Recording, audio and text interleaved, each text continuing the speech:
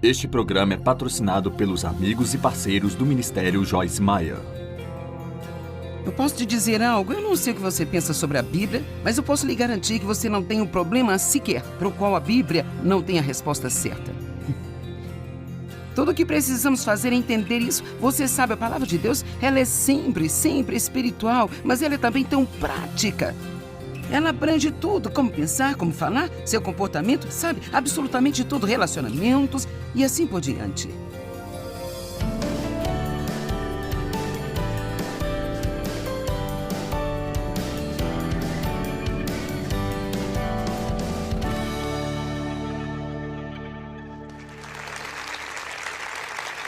Muito obrigada por se juntar a nós hoje nesse programa onde você vai ouvir a palavra de Deus. Eu acredito que a palavra de Deus tem poder inerente para libertar os cativos. Quando você ouve a palavra de Deus falada, não é como uma linguagem comum que vem de você ou de qualquer outro ser humano. A palavra de Deus é espírito e é vida. E, na verdade, tem poder. Eu chamo de, como quando alguém compartilha a palavra com você, é como se pequenas cápsulas de poder entrassem em seu cérebro. E então hoje eu quero falar sobre a mente e os pensamentos e o poder que eles têm em nossas vidas. Sim, eu ensino muito a respeito da mente. Eu escrevi vários livros sobre a mente, mas eu senti meu coração que era hora de um curso de atualização, sabe? Às vezes, embora saibamos alguma coisa, isso pode deslizar para o fundo da nossa mente e nós precisamos talvez ser estimulados a trazer para frente de novo. E então, mesmo que você tenha ouvido muitos ensinamentos sobre a mente, quantos de vocês que estão aqui hoje diriam que ainda tem um pequeno problema com sua mente de vez em quando? Este é um ensinamento que nunca envelhece. Então, desta forma, 2 Coríntios 10, 4 e 5. Pois as armas da nossa guerra, então imediatamente descobrimos que estamos numa guerra e que nós temos armas. Não são armas físicas de carne e sangue.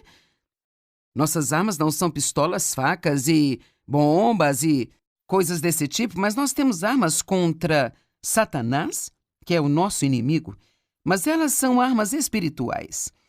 E essas armas são poderosas em Deus para a derrubada e a destruição de fortalezas.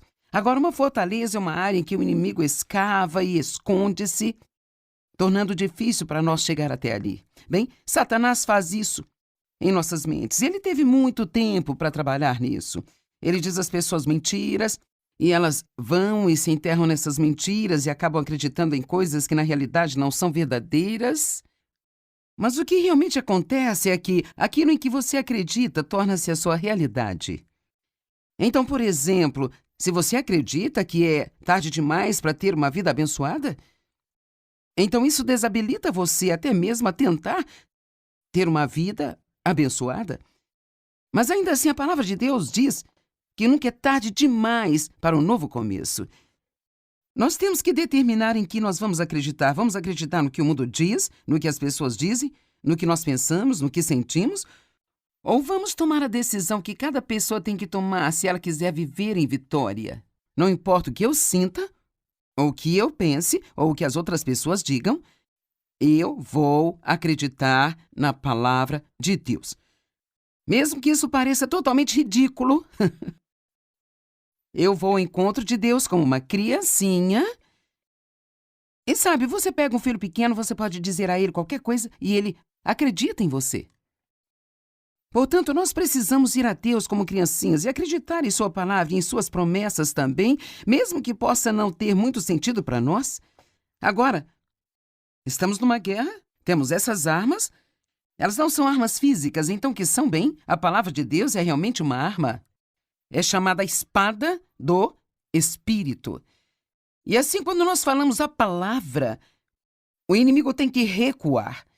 Se você está familiarizado com as Escrituras, e realmente não importa se você está ou não, mas há Escrituras em Lucas capítulo 4, onde fala que Jesus foi levado para o deserto para ser tentado pelo diabo por 40 dias e 40 noites.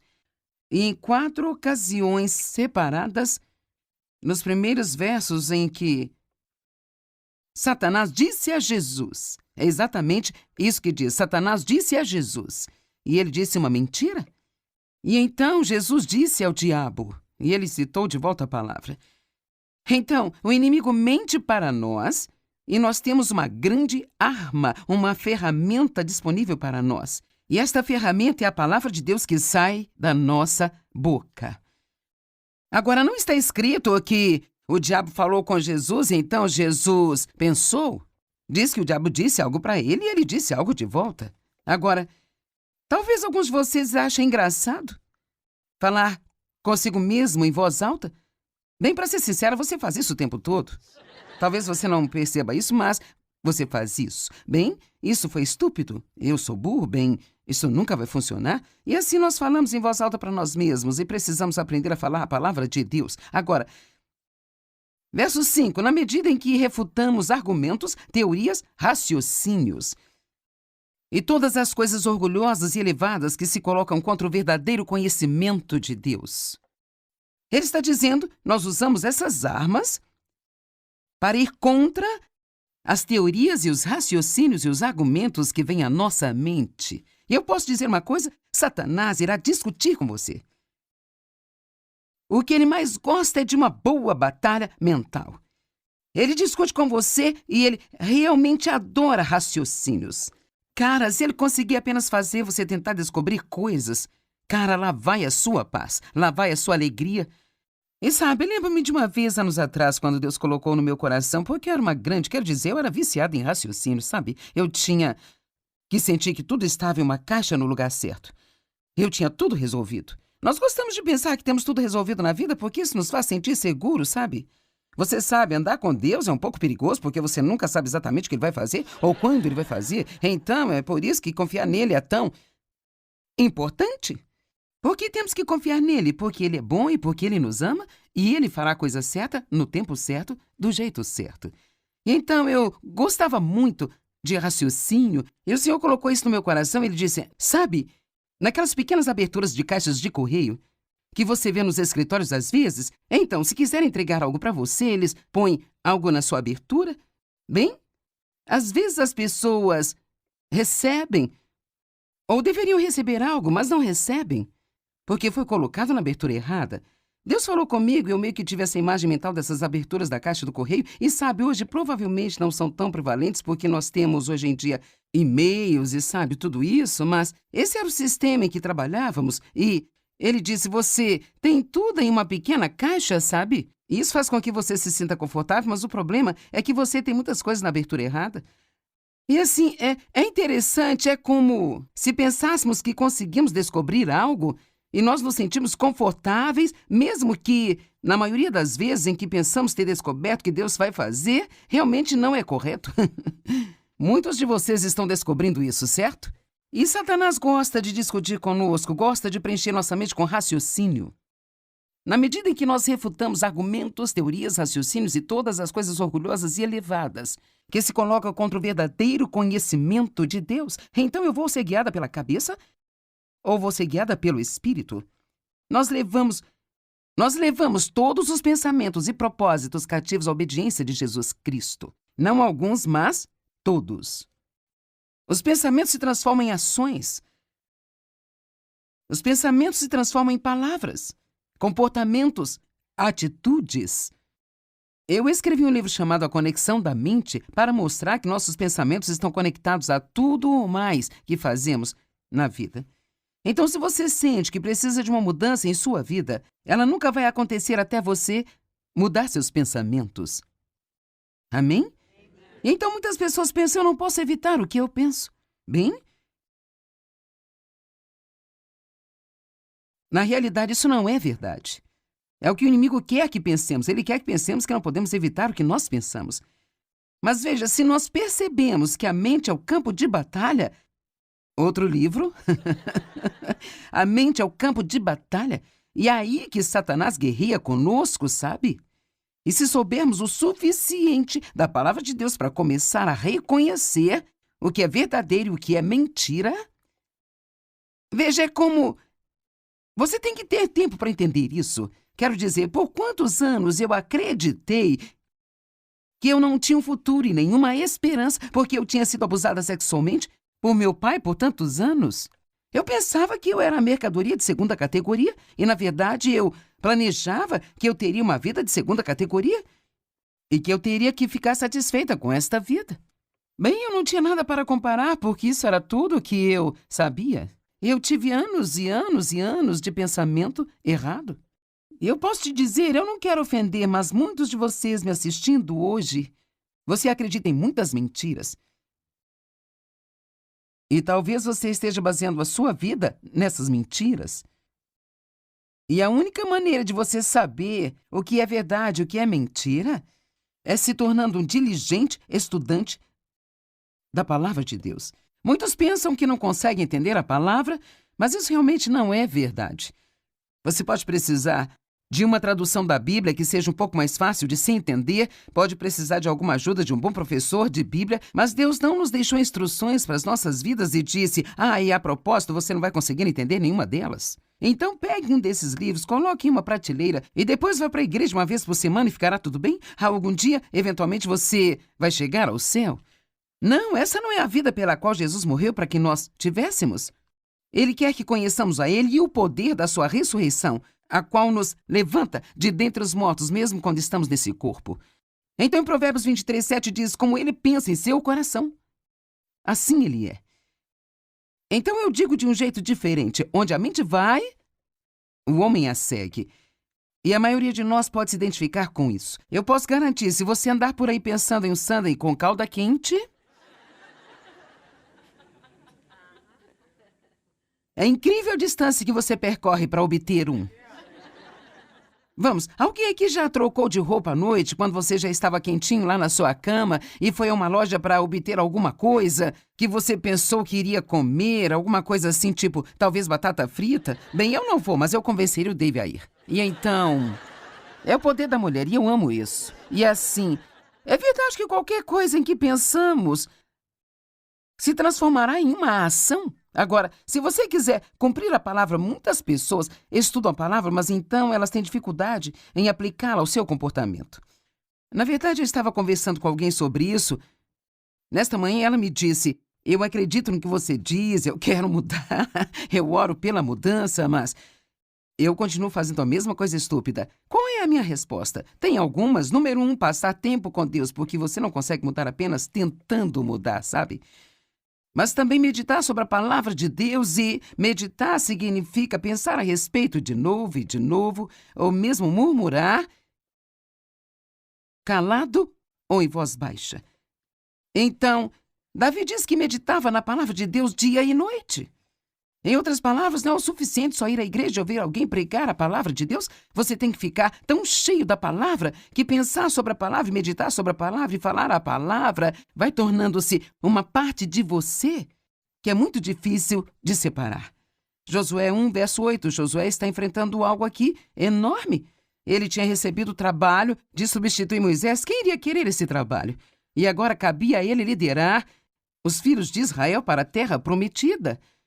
Eles estão se preparando para seguir em frente, isso é o que Deus diz a ele. Não deixe de falar as palavras desse livro da lei, mas medita nela dia e noite, para que você possa absorver e cumprir fielmente tudo que nele está escrito.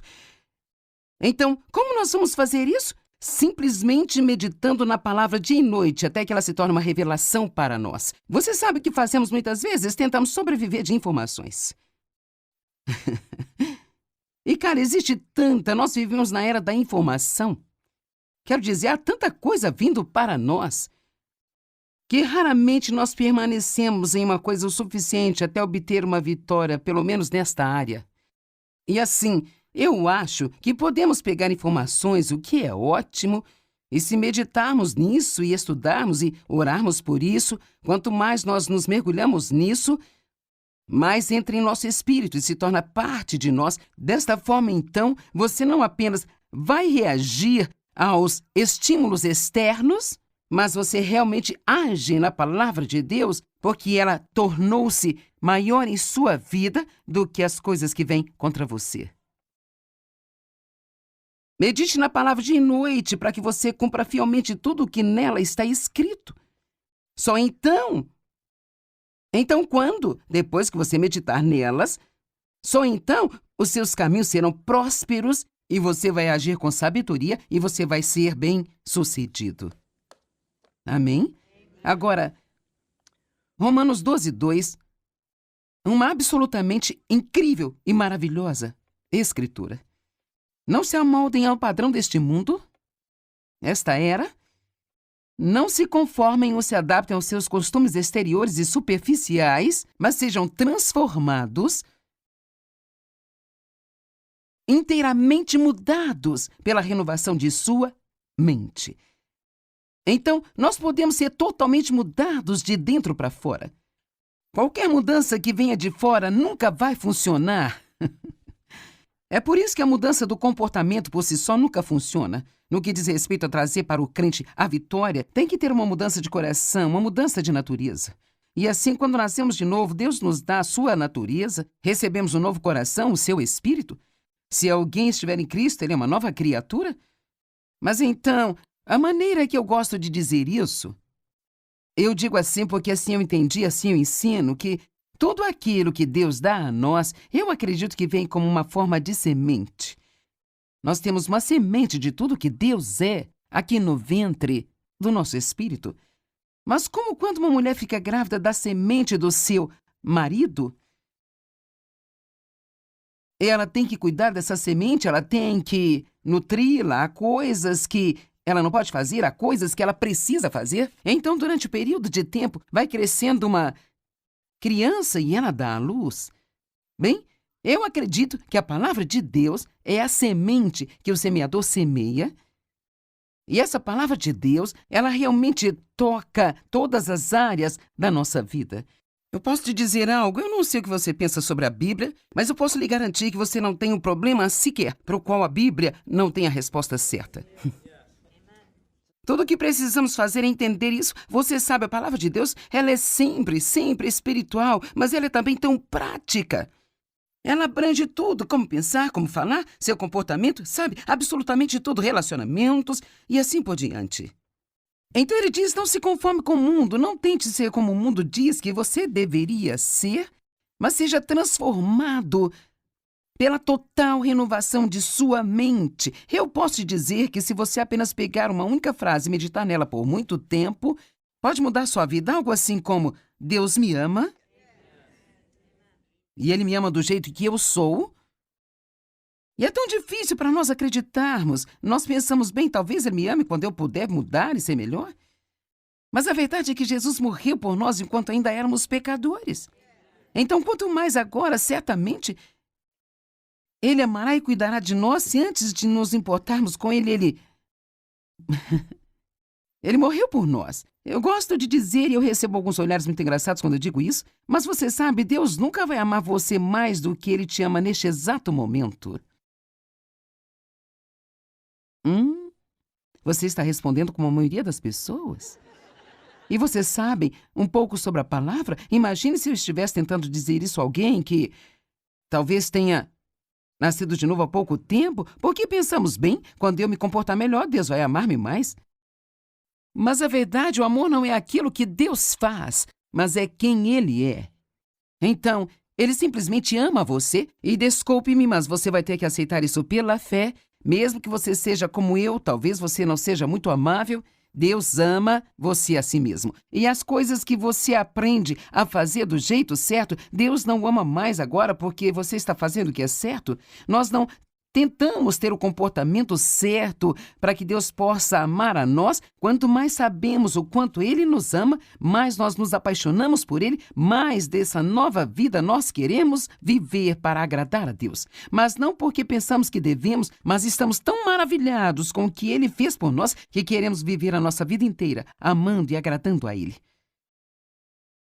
Não se conformem com este mundo, mas sejam transformados pela total renovação de sua mente. E aqui vem, para que vocês possam experimentar por si mesmos qual é a boa e agradável e perfeita vontade de Deus. Então, Deus tem uma vontade perfeita para nós, já ouvimos falar disso? Ouvimos mensagens sobre isso. Deus quer que você seja feliz, que você seja pacífico, que tenha uma vida abençoada, suas necessidades supridas. Mas parece que há um grande abismo, muitas vezes, entre o que nós ouvimos e aquilo que nós realmente experimentamos em nossas vidas.